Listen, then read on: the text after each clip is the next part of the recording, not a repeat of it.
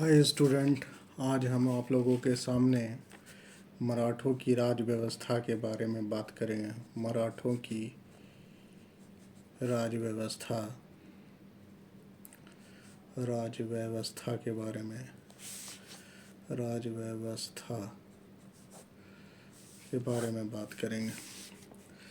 तो आज का जो पहला पॉइंट है कि जो क्या कहते हैं उसको,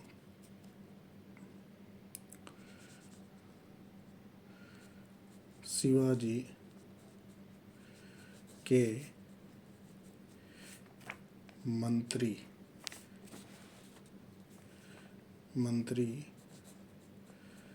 परिषद को अष्टप्रधान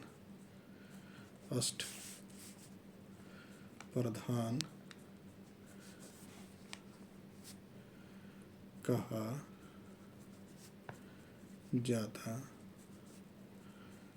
था। क्या कहा जाता था? अष्टप्रधान कहा जाता था।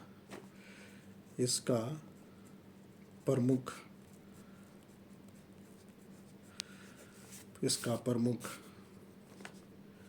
पेशवा होता था।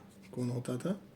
पेशवा होता था। ये सारी चीज़ें मैं आप पिछले वीडियो में अगर आप देखिएगा तो वहाँ पर मैंने ये सारी चीज़ें पढ़ा रखी है, आपको बता रखी है। मंत्री परिषद अष्टप्रधान कहते हैं और इसका प्रमुख पेशवा होता है। और इसमें और भी जो लोग होते थे, जैसे अष्ट का मतलब 8 होता है, तो 8 लोगों का ये कैबिनेट होता था, 8 मंत्रियों का कैबिनेट होता था।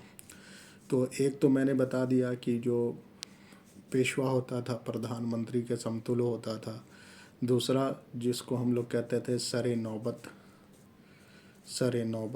सेनापति जो होता था, सरे नौबत कहलाता था। गृह मंत्री जो होता था उसको वाक्याए नवीस कहते थे। और भाई मेरे, वाक्याए नवीस के आगे बढ़ें अगर हम लोग तो, और ये आपको ये वाक्याए नवीस जो हो गया, गृह मंत्री हो गया, ये सेनापति हो गया। उसके बाद सुमंत की बात अगर करें तो सुमंत जो हो गया विदेश मंत्रालय हो गया, या दुबीर इसी को कहते थे। चिटनिस हो गया, चिटनिस आपको बताएं हम लोग चिटनिस किसको कहते थे, तो चिटनिस के बारे में हम लोग डिस्कस कर सकें। पत्राचार वगैरह का जो मामला होता था वो चिटनिस के मामले से चिटनिस के द्वारा होता था। सरे नौबत हो गया, वाक्या नवीस हो गया, सुमंत हो गया, चिटनिस हो गया। ये कितना हो गया? 1 2 3 4 5।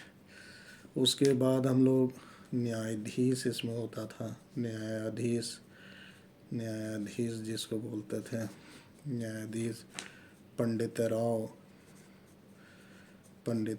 राव 7 हो गया। एक और जो है वो मजुमदार या इसी को आमत्य भी कहा जाता था।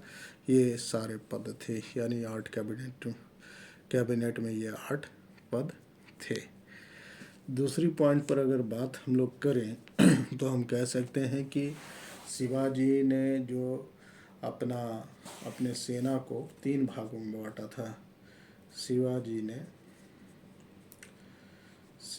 ने या मराठों ने जो कहो, मराठों ने अपनी सेना को 3 भागों में बांटा। कितने भागों में? 3 भागों में बांटा भाई। पहला हम कहें कि अस्थाई सेना, अस्थाई घुड़सवार सेना,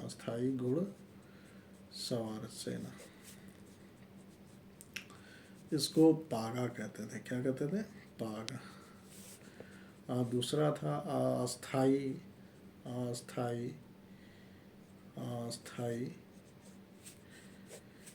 घुड़सवार सेना।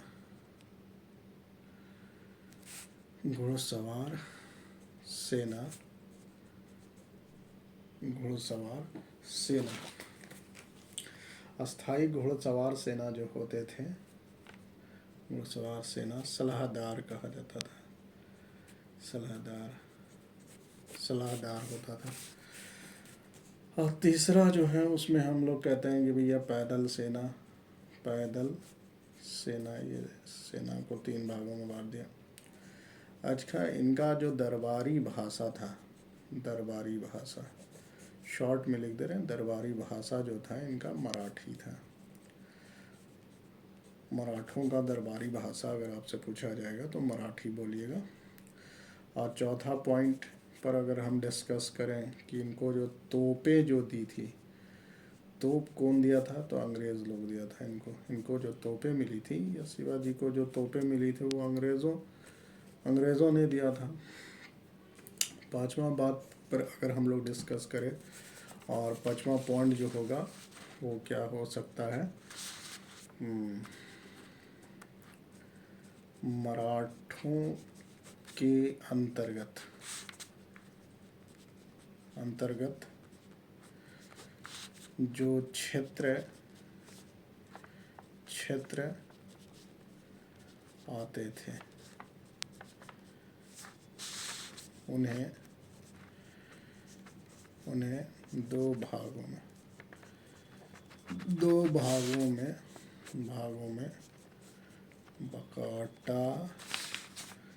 गया। कितने भागों में बांटा गया भाई मेरे?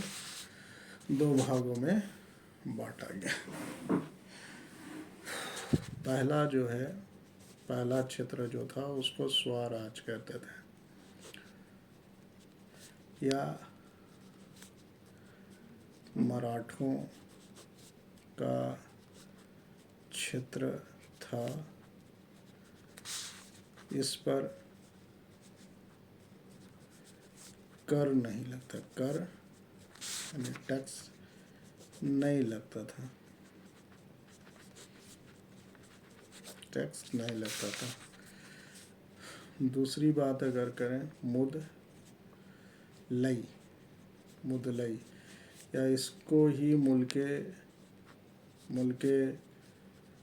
कदीम के नाम से जानते हैं। इसको क्या जानते हैं? मुल्के कदीम के नाम से जानते हैं। या वह क्षेत्र था जो मुगलों और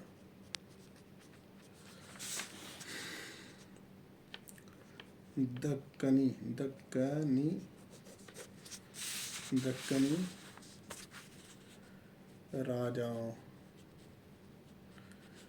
राजाओं के अधिकार क्षेत्र में था। परंतु इस पर मराठों का दावा था। मराठा यानी मराठा लोग जो हैं इस पर अपना दावा करते थे। इन्हीं क्षेत्रों से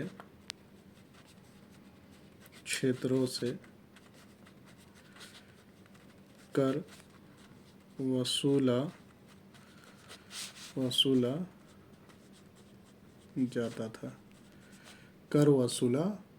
जाता था।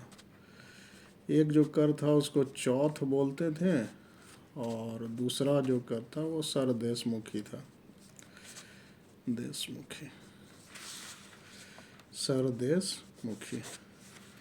अब इस पर बात करते हैं कि भाई मेरे कि ये सरदेशमुखी या चौथ जो था वो क्या था? चौथ क्या था? उपज का 1/4, उपज का 1/4 जो कर था उसी को चौथ कहते थे। सरदेशमुखी, अगर आपसे कोई पूछे कि सरदेशमुखी क्या था, ये भी एक कर का प्रकार ही है, लेकिन इसमें क्या होता था, अतिरिक्त 10% कर लिया जाता था। लिया जाता था। इसके बाद अगर हम लोग आगे के पॉइंट को अगर हम लोग देखें तो इसमें एक आता है सरन, इससे कुछ इस तरह का थोड़ा सा वर्ड्स उसका है, दिमाग से बाहर निकल रही है। सरंजामी प्रथा, सरंजामी प्रथा, प्रथा ये भी टैक्स का प्रकार हम लोग कह सकते हैं, टाइप ऑफ टैक्सेस कह सकते हैं। ये भी भू राजस्व से रिलेटेड था। ये जो था भू राजस्व से रिलेटेड, भू राजस्व से रिलेटेड था। इतनी बातें हम लोग जान ली। थोड़ा सा और भी डिस्कस अगर करें हम लोग, देखते हैं कि और भी क्या हो सकता है। जैसे छठा पॉइंट पर अगर हम लोग डील करना चाहें तो क्या डील हो सकता है। हम लोगों ने पढ़ लिया कि मराठाओं के क्षेत्र दो भागों में बटे हुए थे। टैक्स का प्रकार हम लोगों ने यहाँ पर देख लिया। और टैक्स के प्रकार देखने के बाद टैक्स मराठों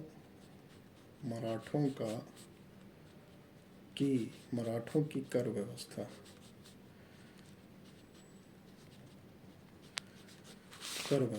इम्पोर्टेंट पॉइंट है। मलिक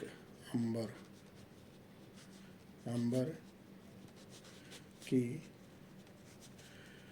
कर व्यवस्था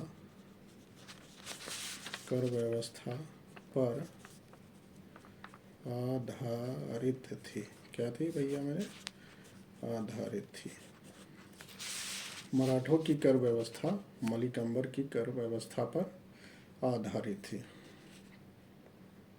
शिवाजी भूमि का मापन रस्सी के स्थान पर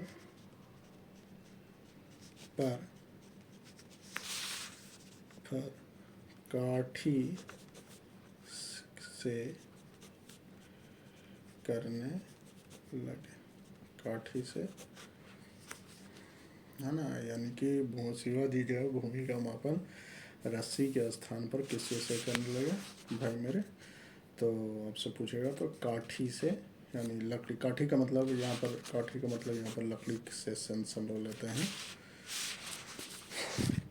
काठी से लेते थे। उसके बाद 33% जो था कर लगाया जाता था टोटल उपज पर, कुल उपज पर, जो बढ़कर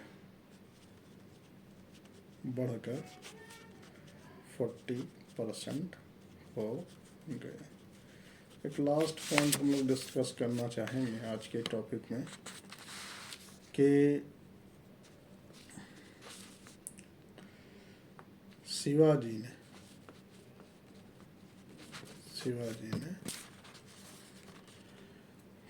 ने मुगल व्यापारिक केंद्र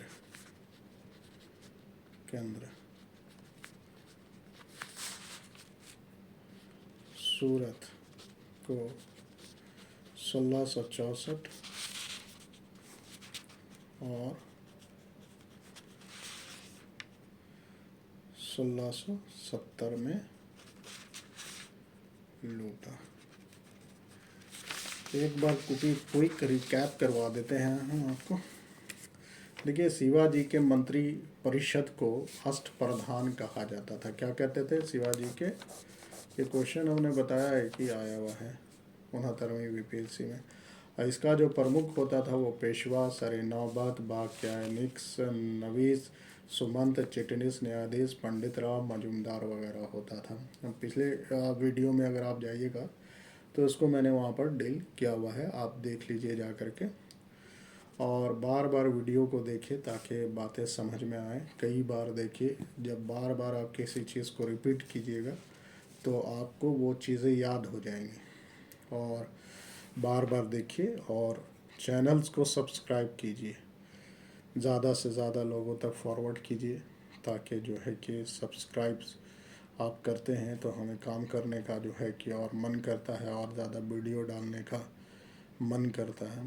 तो आप हमारी मेहनत को जो है लगातार कोऑपरेट करें और ज़्यादा से ज़्यादा इसको शेयर करें। या अब देखिए, यहाँ पर थोड़ा मराठों ने अपनी सेना को 3 भागों में बांट दिया था। 3 भागों में बांटा था भाई।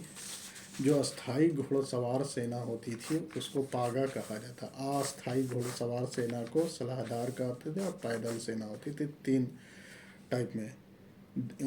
और मराठों की जो दरबारी भाषा होती थी वो मराठी होती थी। अंग्रेज़ों को जो तोप शिवाजी को या मराठों को जो तोप दिया था वो किसने दिया था? तो अंग्रेज़ों ने दिया था। मराठों के अंतर्गत में 2 भाग आते थे। मराठों के क्षेत्र के अंतर्गत 2 भाग आती थी, या 2 भाग इसको आप कह सकते हैं। एक स्वराज जो था मराठाओं का क्षेत्र था, और इस पर किसी प्रकार का कोई टैक्सेस वगैरह। एक मुदलई, जिसे मुल्क कदीम कहा जाता था, ये वह क्षेत्र था जिस पर मुग़ल और दक्कनी राजाओं का अधिकार हुआ करता था, लेकिन मराठे जो होते थे वो इस पर अपना दावा करते थे। इसीलिए इन क्षेत्रों से वो क्या करते थे? कर वसूलते थे। और कर का जो टाइप था, जो नाम था, चौथ था और सरदेशमुखी था। चौथ किसको कहते हैं भाई? यानी उपज का 1/4 हिस्सा जो होता था उसको हम लोग क्या कहते थे कि भाई ये चौथा। सरदेशमुखी के अतिरिक्त टैक्सेस आप पर 10%, चौथ के अलावा आप पर 10% और जो कर लगा दिया गया उसको सर एक सरंजामी प्रथा। ये भी टैक्स का प्रकार ही है, भू राजस्व कर इसको बोल सकते हैं। मराठों की कर व्यवस्था जो थी वो मलिक अंबर की कर व्यवस्था पर आधारित थी। इसको आप समझिए कि बहुत इम्पोर्टेंट पॉइंट है। आपसे पूछ सकता है कि मराठों की कर व्यवस्था जो थी वो किस पर आधारित थी? तो मलिक अंबर की कर व्यवस्था पर आधारित थी। शिवाजी भूमि का मापन जो है रस्सी के स्थान, यानी कि पहले क्या होता था शिवाजी के पहले, कि वहाँ पर ज़मीन का जो मापन किया जाता था वो रस्सी के द्वारा किया जाता था। उन्होंने जो है कि काठी से फिर जो है कि उसका आरंभ कर दिया। 33% जो है कि कर टोटल उपज का लिया जाता, बाद में बढ़ करके 40 में। शिवाजी ने मुग़ल व्यापारिक केंद्र सूरत को 2 बार लूटा, एक 1664 ईस्वी में और एक 1670 ईस्वी में लूटा। एक पॉइंट हमको याद आ रहा है, और वो पॉइंट बहुत अच्छा पॉइंट है कि यहाँ पर देखिए, मलिक अंबर की कर व्यवस्था पर आधारित थी। शिवाजी भूमि का मापन रस्सी के स्थान पर काठी से करते थे, या 6% टैक्सेस। अभी देखिए मेरे को याद आया था, दिमाग से बात निकल गई। खैर, यहीं तक हम लोग रखते हैं आज। आप अच्छे से पढ़िए, ज़्यादा से ज़्यादा पढ़ाई कीजिए, खूब अच्छे से पढ़ाई कीजिए। और ये रात के अभी जो है कि 1 बज गया है, और इसको मैं जो अभी वीडियो बना करके आपके पास थोड़ी ही देर में अपलोड करूँगा।